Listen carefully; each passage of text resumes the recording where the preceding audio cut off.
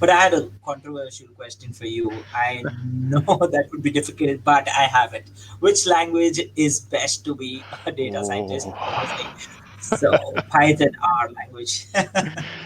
um, my preference is Python, but I think that's because I have a computer science background more than anything else. I think if I came from statistics, I would prefer R. What I can say is that they're both super powerful.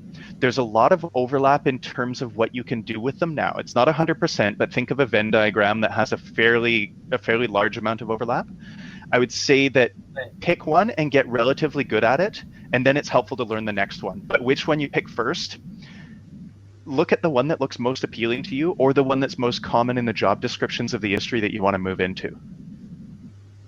Great question and hard to answer.